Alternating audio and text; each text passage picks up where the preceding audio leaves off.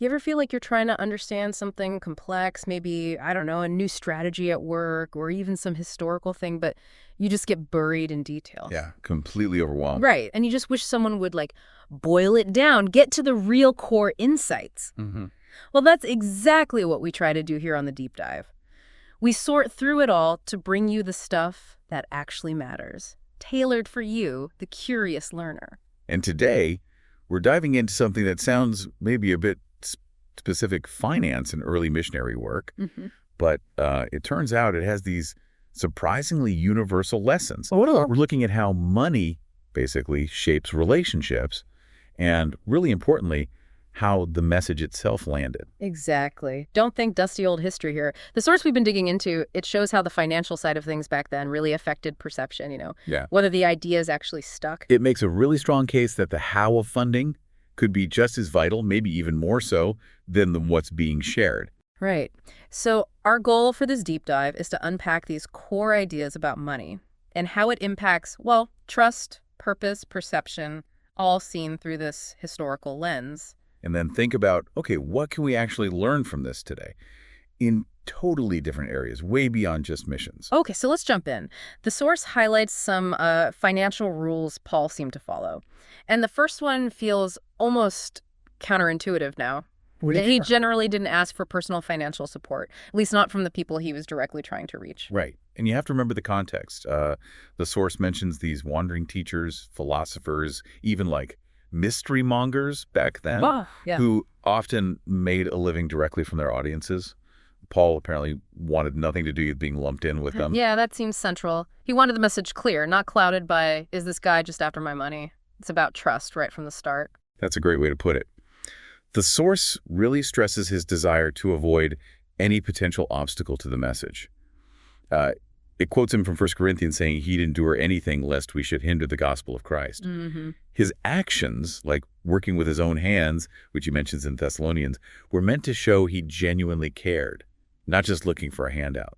And the source points to 2 Corinthians too, where he talks about cutting off any opportunity for criticism, avoiding even the appearance of greed, even that farewell speech in Acts to the Ephesian elders. He makes a point of saying, I haven't coveted anyone's silver or gold or apparel. He points to his own work supporting himself and his team. It's a strong picture. But here's the interesting twist, the nuance. The source is clear. Paul did receive gifts Oh. from people already converted. It mentions the Philippians sending aid and support from other churches while he was in Corinth. So it wasn't like he took a vow of poverty or something. Not exactly. It wasn't about total self-denial. It was about who he accepted support from and when. The key seems to be not soliciting from those he was actively trying to reach at that moment. Okay, that makes more sense. So practical, not purely ascetic. He wasn't necessarily poor, maybe just not asking for funds up front. Right. The source notes he lived simply but wasn't destitute. Philippians 4.112 suggests he knew how to manage with little and with plenty. And later, he clearly had resources for things like travel, legal costs. Which probably came from believers, just not as a condition for hearing him preach initially. Exactly. And the source draws a parallel there to how many modern missionaries function supported by home organizations or churches, not soliciting directly from the field. It's a similar kind of strategic separation. Interesting parallel. Okay, so that's rule one. What's the second principle the source highlights? Okay, second principle.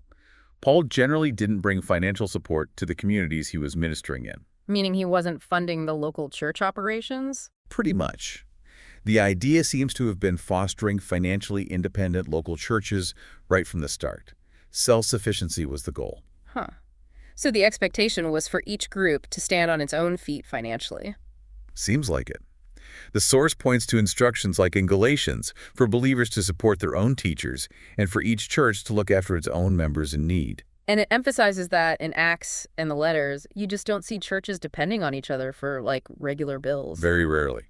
The big exception mentioned is the collection for Jerusalem. Ah, yes, the Jerusalem collection. How was that different? Well, the source frames it as unique. Its purpose wasn't day-to-day running costs. It was about demonstrating unity, sort of brotherly charity, almost like a modern disaster relief effort.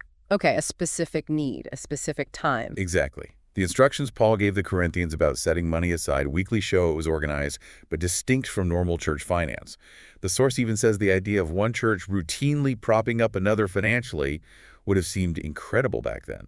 Wow, that really does contrast with a lot of modern mission approaches. Massively. Where you often see significant long-term external funding, covering land, buildings, missionary housing, importing a whole Western-style setup. Yeah, that's common. And the source asks, why is that? What are the assumptions? Right. Is it about the home church's wealth, a belief that, I don't know, reverence requires expensive stuff, or that you need permanent buildings for a church to be real or stable? It definitely questions if prioritizing the material side, the buildings and budgets, maybe overshadows the spiritual core. And it goes into the potential downsides of that modern model. Quite a few, actually. Like what? Well, for starters, practical problems.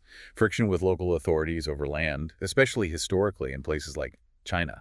That's a big one. Okay, yeah, I can see that. And then there's the burden on the missionaries themselves, Mm-hmm. getting bogged down in, construction, finance, administration, basically running businesses instead of focusing on their primary spiritual role. Distractions, basically, taking them away from their main purpose. Exactly. And it can even misrepresent why they're there in the first place.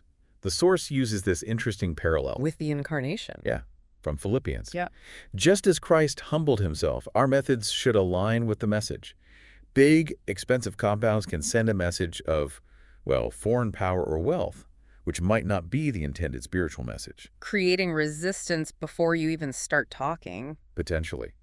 The source uses this analogy about the left hand meaning different things in France versus India, how actions are interpreted through a cultural lens. Apparently, even younger missionaries in India started questioning the big bungalows, seeing the disconnect. That's telling. What about the impact on the local believers? That's another major point. If everything is provided externally, does it stifle local initiative? Does it create dependency? Passive recipients rather than active participants. That's the concern raised. If local people don't get the chance to give, to support their own community, it can actually hinder their own growth and sense of ownership. Makes sense. And the unity it creates might be based more on that financial link, that dependency, rather than a deeper spiritual bond.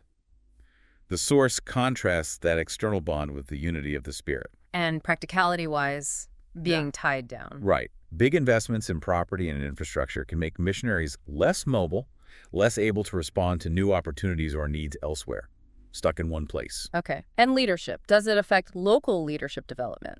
The source argues yes. It can unintentionally make it harder for local leaders to rise. They often don't have the same access to external funds or the perceived influence of the foreign missionary. So the model itself can create barriers for the very people who should eventually be leading. Exactly. It highlights the financial challenges a local successor might face inheriting an expensive setup. It can delay the emergence of truly indigenous leadership. The source does differentiate a bit, saying maybe schools and hospitals are different from church buildings in this regard, but the core issue remains. And potential future problems. Yeah, like conflicts over property ownership down the line. Who controls these assets as local churches mature and want autonomy from foreign societies? It flags that as a potential issue. Wow, okay. So a lot of complex, unintended consequences, potentially stemming from that model of heavy external funding. Seems to be the argument. All right, so that brings us to the third principle the source identifies in Paul's approach. Which is that he didn't administer the local church funds. Okay. So hands off with the day-to-day money within the congregation. That's the idea. Each church managed its own finances. Now, the source mentions Paul was involved in carrying funds, like the Antioch famine relief money going to Judea and that big collection for Jerusalem we already talked about. Right. But in both cases, the key distinction the source makes is that he was acting as a messenger, a courier, taking designated funds elsewhere for a specific cause. Not managing the collection and spending within the churches he was founding or visiting. Exactly. He wasn't the treasurer for Corinth or Ephesus. He even took steps like traveling with representatives from the donating regions for the Jerusalem collection to ensure transparency and avoid any hint of impropriety. And this fits back with the first principle, right? Not being a burden, not being seen as handling their money for his own benefit. Precisely. As the source points out, handling their local funds would seem to contradict his whole stance on not being financially entangled or burdensome, like he mentions in 2 Corinthians. Okay. And how does that contrast with modern practices? Well, the source observes that often, in modern mission contexts, local collections might be sent up to a district or central fund, or directly managed by the foreign missionaries. Because they feel responsible for how it's spent, maybe, or need to report back home. Those are often the reasons given, yes. But the source asks, what's the impact of that? Does it dampen local generosity if the money just disappears into a larger pot? Does it create misunderstandings? Does it undermine that sense of local ownership and independence we talked about? Exactly. And can it unintentionally reinforce distinctions like this is their money being managed by us? Yeah. Are there justifications offered for this modern approach? The source mentions a couple that sometimes come up. One is, frankly, a distrust of local leaders' financial honesty or capability. Oof. Yeah. And the other is sometimes a fear of congregationalism, a concern for more hierarchical denominations about independent, locally controlled churches. And how does the source respond to those? It challenges them. On the trust issue, it points out that local communities usually do have existing ways of managing resources and holding people accountable. It questions applying that distrust broadly. Okay. And regarding the fear of independent churches, it suggests that maybe Western organizational anxieties aren't the primary concern in every context. It circles back to Paul's main worry, seeming to be the appearance of financial self-interest that could damage the message itself. Maybe that was the bigger risk in his mind. Okay, so let's try and wrap our heads around these main takeaways. The source identifies these three core financial principles from Paul's work. 1, generally no personal solicitation from those he was currently reaching. Right. Avoid the appearance of self-interest. 2, generally not bringing external funds to establish or run the local communities, fostering self-sufficiency. Local independence. And 3, not administering the local church funds himself, keeping clear boundaries. Yeah, local control.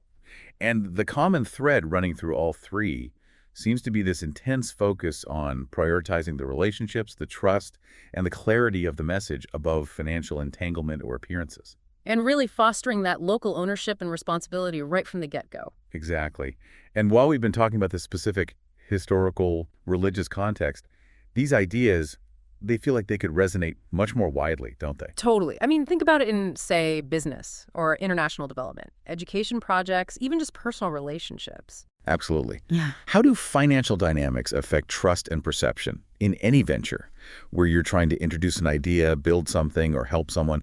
The way money flows, who controls it, the transparency, it all sends signals. Yeah, it really makes you question, are we sometimes so focused on the funding model, the budget, the infrastructure, the material side, that we accidentally undermine the actual purpose of what we're trying to do? It's a powerful question, which leads us to a final thought for you, the listener, to maybe chew on. Okay.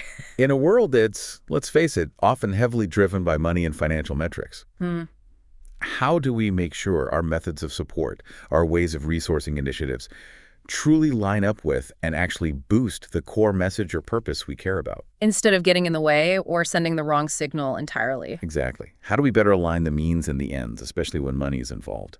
Something to think about.